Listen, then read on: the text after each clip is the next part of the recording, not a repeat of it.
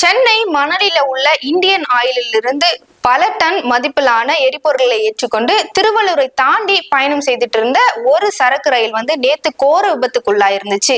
இந்த விபத்துக்கு காரணம் இதுதானா என்று ரயில்வே ஒரு அறிக்கையை வெளியிட்டு இருக்காங்க. அந்த அறிக்கையில விபத்துக்கான காரணம் வெளியிடப்பட்டிருக்கிறது. என்னன்றதை பத்தி இந்த வீடியோல பார்க்கலாம். Welcome to the KTV.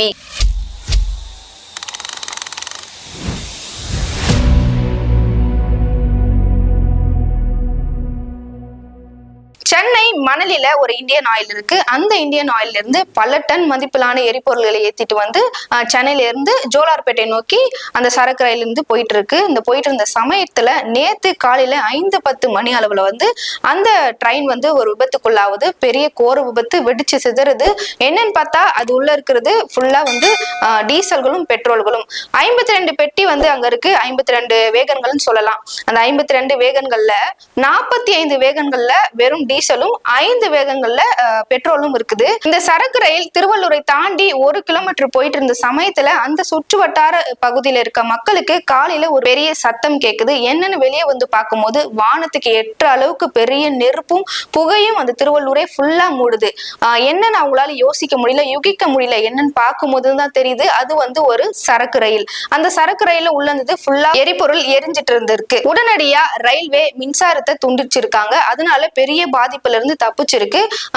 சொல்ல போனா எந்த உயிரும் இதுல சேதமடையாம இந்த விபத்துன்றது நடந்திருக்கு. கிட்டத்தட்ட 10 மணி நேரம் போராட்டத்துக்கு அப்புறம் இந்த தீ விபத்தை அணைச்சிருக்காங்க தீயணைப்பு துறையினர். 60 பேர் கொண்ட பேரிடர் மீட்பு பணியாளர்கள் அந்த இடத்துல ஹெல்ப் பண்ணிருக்காங்க. அது மட்டும் இல்லாம பொதுமக்களும் நிறைய பேர் அங்க ஹெல்ப் பண்ணிருக்காங்க. என்னன்னா நடுவுல இருந்த கிட்டத்தட்ட ஒரு 14 பெட்டிகள் எரிஞ்சிருக்கு. அதை தாண்டி ஒரு 3 பெட்டிகள் எரிஞ்சிருக்கு.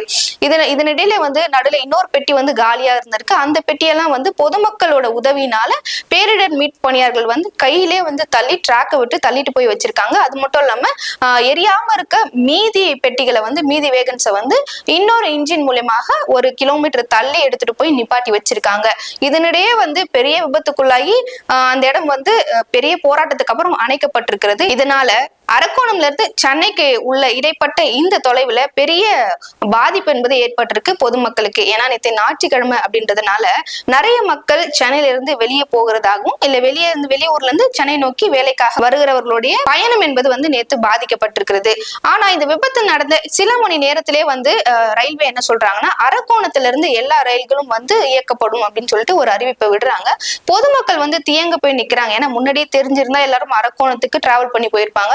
இப்ப அரக்கோணத்துக்கும் டிராவல் பண்ணி போக முடியாது நின்னுட்டு இருந்த அந்த சமயத்துல தமிழ்நாடு அரசு ஸ்பெஷல் பஸ் எல்லாம் அலர்ட் பண்ணி அரக்கோணத்துக்கு பஸ் விட்டுருக்காங்க. சில பயணிகள் இங்க இருந்து அரக்கோணம் அந்த சைடு போயிட்டு அங்க இருந்து ரயில் மூலியமாக வேற அவங்க செல்ல வேண்டிய ஊருக்கு சென்று இருக்கிறாங்க. இந்த கடும் தீ விபத்து பல மணி நேரம் ஆயிருக்கு அணையறதுக்கு. நம்ம பிளைட் கிராஷ் ஆனப்ப கூட கிட்டத்தட்ட பல டன் ஒயிட் பெட்ரோல் இருந்ததுனாலதான் அந்த விபத்து அவ்வளவு கோர விபத்தா மாறி உயிர் போன எண்ணிக்கை அதிகமாயிருந்துச்சு. அதை விட இது அதிகமான பல டன்கள் உள்ள ஒரு எரிபொருளா இருந்துச்சு. அதனால அணைக்கிறதுக்கு பெரும் சிரமமாவே இருந்திருக்கு. ஏன்னா அந்த எரிகிற நெருப்பு நெடிகள் புகையும் மூடி இருந்ததுனால தீயணைப்பு துறையினருக்கே பெரும் போராட்டமா இருந்திருக்கு அந்த நெருப்பை அணைச்சு முடிக்க. அது மட்டும் இல்லாம 4 டிராக்குகள் லைனா இருந்ததுனால 2 டிராக்குகள் ரொம்ப மோசமா சேதம் அடைஞ்சிருக்கு. வெடிச்சு அது பக்கத்துல போய் விழுந்து அந்த டிராக்குகளும் எரிஞ்சு தடம் புரண்டு போயிருக்கு. 3வது 4வது இருக்கு அந்த டிராக்ல தான் நேத்து நைட்டு, அதாவது நேத்து காலையில 5 மணி அளவுல நடந்த விபத்து. அதுக்கப்புறம் நேத்து நைட்டு 10 மணி அளவுல தான் ஒரு ட்ரெயின் விட்டுருக்காங்க. அதாவது திருவனந்தபுரம் போகக்கூடிய அந்த ட்ரெயின் நேத்து நைட்டு ஒண்ணு விட்டு பார்த்திருக்காங்க. அதுக்கப்புறம் இன்னைக்கே நார்மலா லோக்கல் ட்ரெயின்ல இருந்து எல்லாமே அந்த 3வது 4வது உள்ள அந்த பாதையில போயிட்டு வந்துட்டு தான் இருக்கு. இப்போ அந்த 2, அதாவது 1வது 2வது உள்ள அந்த டிராக்குகளை சரி செய்யற பணின்றது போயிட்டு தான் இருக்கு. கீழே டிராக் மட்டும் பாதிக்கப்படாம மேல ஹை வோல்டேஜ் ஒயர் எல்லாம் போயிட்டு இருக்கு. நல்ல வேலை அந்த விபத்து உள்ளானதுக்கு உடனாகவே அந்த மின்சாரம் என்பது துண்டிக்கப்பட்டதுனால பெரிய வித ஆபத்து தவிர்க்கப்பட்டிருக்கிறது அப்படின்னு சொல்லிட்டு ரயில்வே துறை சொல்லியிருக்காங்க. இப்ப அந்த ஹை வோல்டேஜ் ஒயர் எல்லாம் போயிட்டு இருக்கிறது. அந்த ஒயர் எல்லாம் அருந்து அங்கங்க தொங்கிட்டு இருந்துச்சு. இதனால எந்த ஒரு உயிர் சேதமும் ஏற்படல. அந்த ஒயர்களை சீரமைக்கும் பணின்றது நடந்துட்டு தான் இருக்கு. நேற்று நிலவரப்படி இந்த விபத்து எப்படி ஆயிருக்கும் அப்படின்னு சொல்லிட்டு சொல்லியிருந்தாங்கன்னா, அதாவது அந்த ட்ரெயினை ஓட்டிட்டு போயிட்டு கொண்டு இருக்கும் போது 3வது பெட்டில இருந்து 3வது வேகன்ல இருந்து திடீர்னு நெருப்பு பத்துச்சு. அதனால வண்டியை ஸ்டாப் பண்றதுக்கு ட்ரை பண்ணும்போது அந்த ட்ரெயின் வந்து தடம் புரண்டு சாஞ்சிருச்சு அப்படின்னு சொல்லிட்டு நேத்து ஒரு பக்கம் சொல்லிட்டு இருந்தாங்க. ஆனா இன்னைக்கு ரயில்வே பெரிய விசாரணைக்கு அப்புறம் ஒரு அறிக்கையை வெளியிட்டு இருக்காங்க. அந்த தண்டவாளத்துல விரிசல் ஏற்பட்டதுனாலதான் இந்த விபத்து நடந்திருக்கிறதுன்னு சொல்லிட்டு அந்த அறிக்கையை வெளியிட்டு இருந்தாங்க. அந்த அறிக்கையை மாவட்ட ஆட்சியரான பிரதாப் அவர்கள் வந்து இப்போ பிரஸ் மீட்ல சொல்லியிருந்தாரு. அதாவது ரயில்வே அறிக்கையை வெளியிட்டு இருந்தாங்க. அந்த அறிக்கையை முன் வச்சுதான் நான் இதை சொல்றேன்.